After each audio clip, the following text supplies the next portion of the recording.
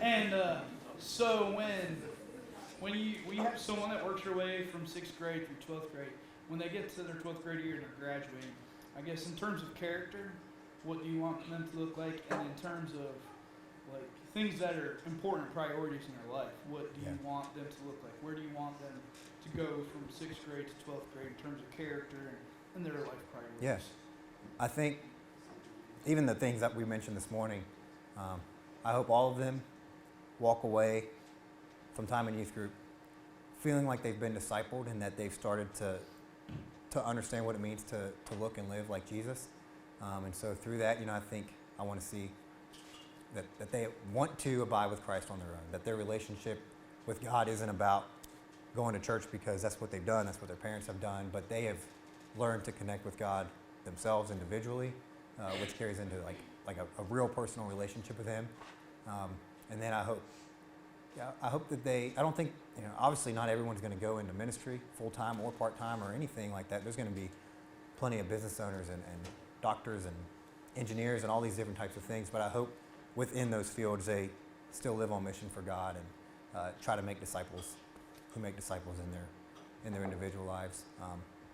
And I think if you have 6 years with some people, like we can get goals together of trying to get through the whole Bible or some of those things. So when you get that much time with someone, I think you can help them develop a really good understanding of the Word of God and just build lifelong friendships with the other people that they're with. I think there's an element to just life coaching that may not be a spiritual part of it, but and you never want to take on the parents' role, but there may be kids that need help figuring out what direction they want to go, where they want to do in life, and what kind of options are out there for them in college or in the workforce or anything like that. And somebody that's just walked through that season, you might be able to help coach and guide them a little bit in that way too.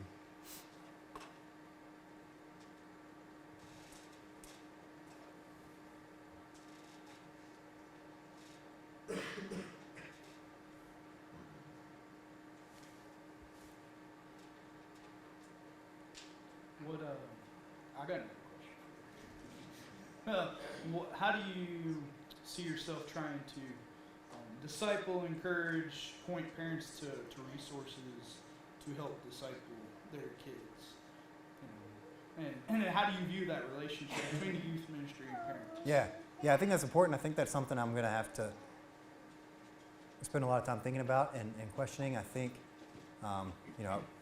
you don't want a relationship with just the students. And there are going to be parents that you might never meet because they come from another church or they come with a friend and some of those things. But especially the parents within the church, I hope that, we can kind of connect and get to know each other. Maybe I've seen youth groups in church do Sunday morning breakfast before Sunday school with the parents and the youth leaders. So I think there's different options and ideas out there to kind of give you, or let myself or the youth leader connect with the parent.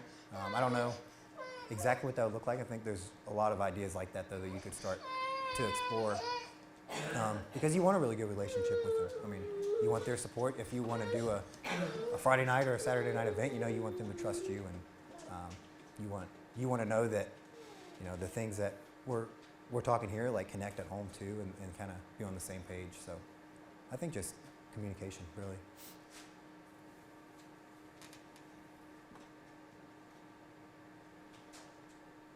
Y'all said you had this big list of questions. Now they're all shy. Yeah. She asked what instruments I play. I play guitar, like electric and acoustic, and drums. And I can play keyboard too if I'm just playing like block chords, but I couldn't read sheet music on a keyboard yet. Yeah. This came up with the deacons, but it was a good question, a good thought. I think people would like to hear from you on it, but maybe some of the challenging issues you faced, like social issues, how you navigated some of those, because our young people are facing those now. Yeah. And of course, it gets even more, just in the secular university setting, the bombardment on those issues. What are some things you saw there? How did you help university students navigate those issues? Yeah. That's a really tough, it's a really good question and a really important question. It's something we have to process beforehand because you don't want to react to it. You want to be able to, be proactive. So Pastor Dan asked what some of the social issues we had in the secular college campus were with just some of the current cultural issues and events that are going on. So for kind of a little background, we had a lot of students that would fall into some of these camps. We actually had which I didn't mention this in the deacons meeting, but we had a Billy Graham, or a Franklin Graham, I think, Franklin Graham revival in Fairmont at our football field, which sparked this very intense hostility towards our Chi Alpha group for really no reason, because we had nothing to do with them coming there. They saw that Fairmont was in the middle of Bridgeport and Morgantown, and that it would be a good place to do a summer revival. And so it was in the works for a year and a half, and there was protests going on. Like, there was a certain percentage of the student body that was calling for our president's job, and she did one thing she did well was support Chi Alpha and support the campus groups. So that sparked a lot of hostility towards our group, even though we had nothing to do with him coming.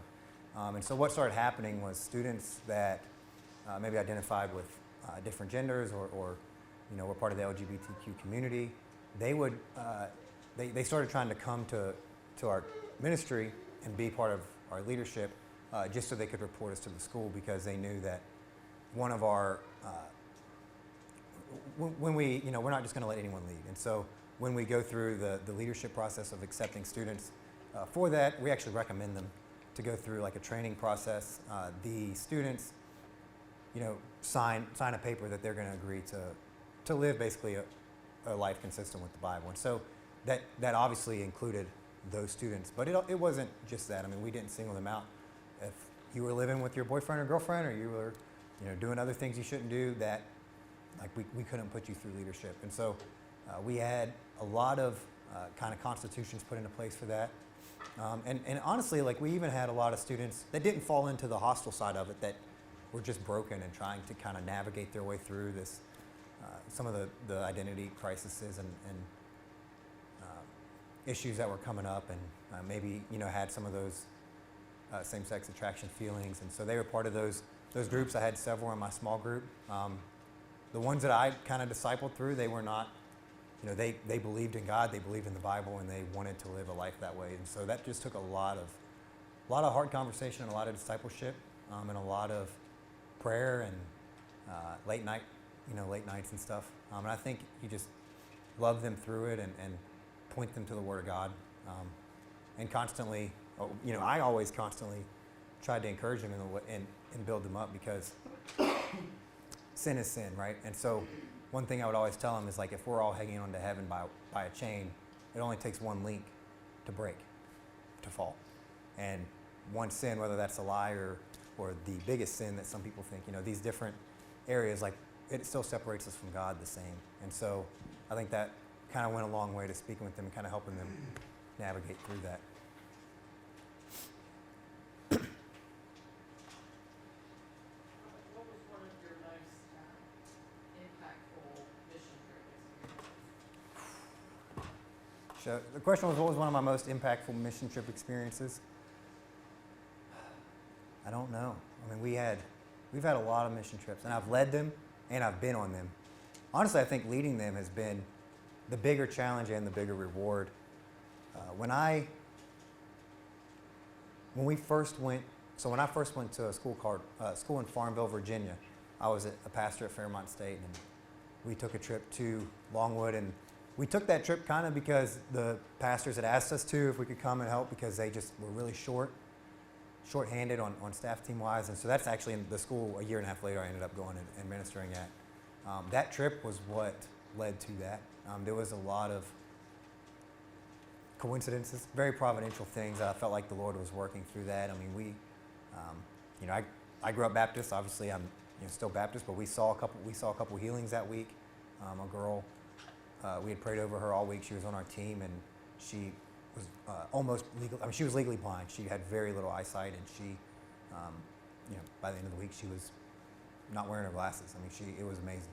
And so we just saw the Lord's hand in that, and students grew a lot, and the Lord really, in that week, really spoke to us, spoke to me individually very clearly, so much so that other people on the team were calling it out, even saying, you know, they felt like the Lord was speaking to them about it. And it was just a really cool week. And so we ended up, that was in March. And so we didn't move that year because that would have been a pretty quick turnaround to try to figure everything out. But we did move there the next year. So.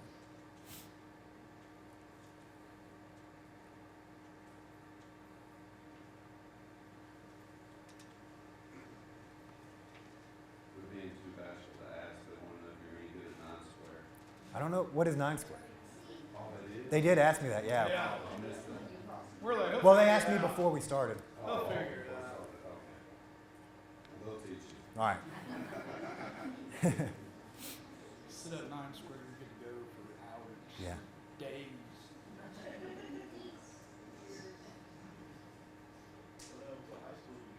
Oak Hill. Yeah.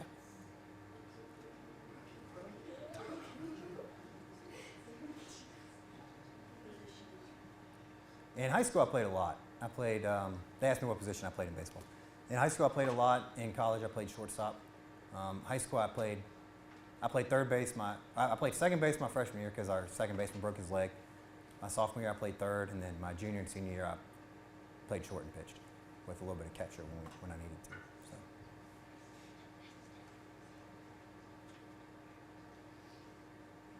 You have your CDL driver's license? Do you really? Yeah. Yeah. I thought you knew my job. I didn't know that was part of the job. I just know you cleaned up after that. Yeah. You can do that in a pickup, bro.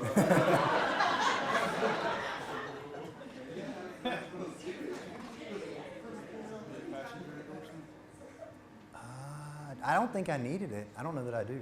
I'd have to look into it. Okay. I'll do that. I can't do it. Derek's trying to get out driving. Is all that. That's funny. Do you have a life verse? I would say it's 1 Corinthians 9:25, which is talking about, you know, some train for a crown that perishes, and some an imperishable wealth. And the greater chapter talks about, you know, there is use to physical training, but how much more so should we present our bodies to God as like fit for duty? And so I think for me as an athlete, that spoke to me a lot and convicted me a lot, because there's been seasons where I cared a lot more about the physical side than the spiritual side. And so that was always a passage that kind of recentered me on that. I think if you went to my Instagram right now, it's probably the only thing in the bio. And when I made my decision to go into ministry my junior year, it really just came down to, I can do things that impact eternity, or I can, you know, still kind of do that, but live for myself, and do a lot of good things. But at the end of the day, like, I knew that I was still going, if I would have went down that road to med school or PT school, kind of for my own reasons and not quite listening to the Lord. So for me, it was like a constant reminder of training for eternity was important for me. So that verse has always kind of stuck with me. And I know Sierra had to walk out, but what are your thoughts and her thoughts on working with the girls? Yeah. In youth ministry, is that something she wants to do and be involved in? Yeah, so the question was, what's my wife's thoughts on working with the girls in the youth ministry? She would love to. And so when we were in college, I meant to mention this morning, but I forgot. When we were in college, she led a small group too, so it wasn't just me. She was one of the girl small group leaders on campus, and she honestly, she led a better small group than I did in a lot of ways. Like, she was really good at building community. And when we were in Virginia, she did that. She had a similar role. I mean, we were obviously on staff, but even though she was a teacher, she would, you know, meet with our student leaders and mentor them a little bit and counsel them. And she led a small group at different times around our baby. She's very good at connecting with the students. Like, there's a lot of those students in Virginia that still reach out to her all the time and want to keep that relationship with her. I think there will be, you know, logistically we're going to have to figure out what that looks like. If she can be here, like she's planning on being here, and that's important for me too, because like I want Blakeland to grow up around it. I want her to see us doing ministry and see us having fun, and I want, you know, the kids to know her and build relationships with her, and for her to love them. And So I don't want it to just be a me thing. I do think we're going to have to figure out how that looks like during a school year if she's teaching in Oak Hill again. It might not be every single week kind of thing. During the summers, it definitely will be. And she may not teach next year, and she may. We just have to kind of figure that out. Yeah, buddy. What's your favorite story in the Bible? I think my favorite story in the Bible was Nehemiah. That dude had a lot of courage. And so that's one of my favorite stories because I think it shows like what an ordinary man can do with a burden for the things that God has heard over and longing for. And so he took it upon himself. He had this anguish about him to do something about the wall and reaching the Jewish people again. And so he went to the king. I think that story is really powerful. One of my favorite,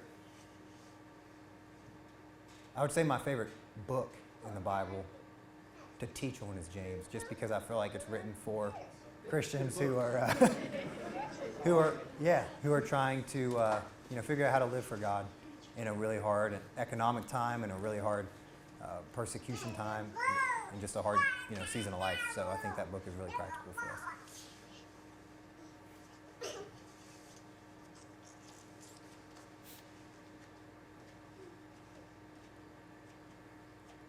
Have you had any experience with special needs children of any sorts? Yeah, yes and no. Disabilities? When I was in college and I led a small group, there were special students with special needs in my small group and within our ministry. And so I had good relationships with them. There is a little bit of a difference because they were older, and some of them were different levels of severity. And I've done a lot of coaching, not the past couple years, but prior to that, before Blakeland really.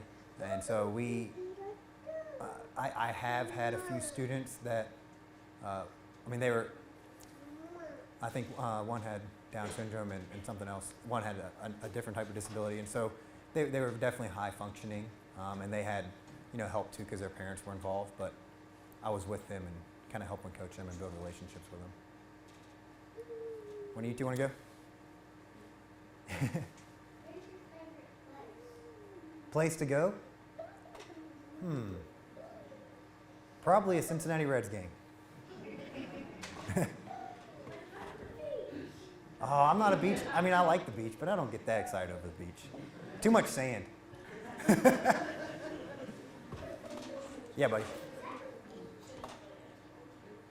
I have a PlayStation now.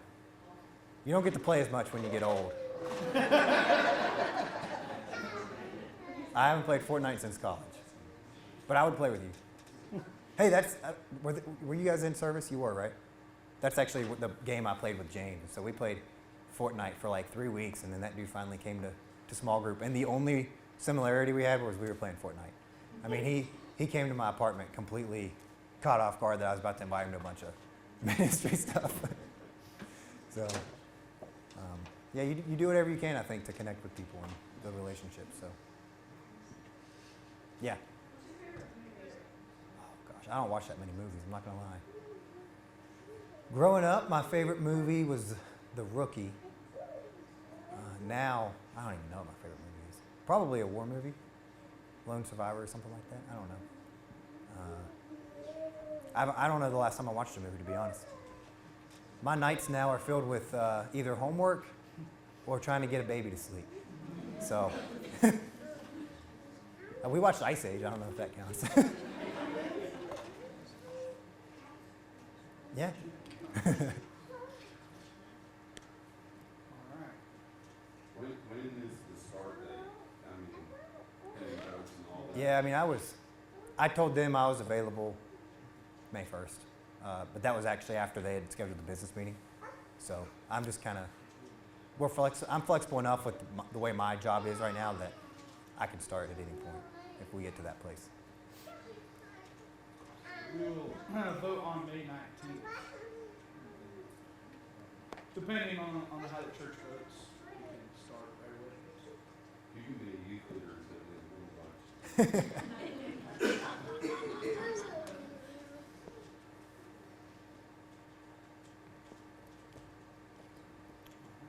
Yeah. Sure.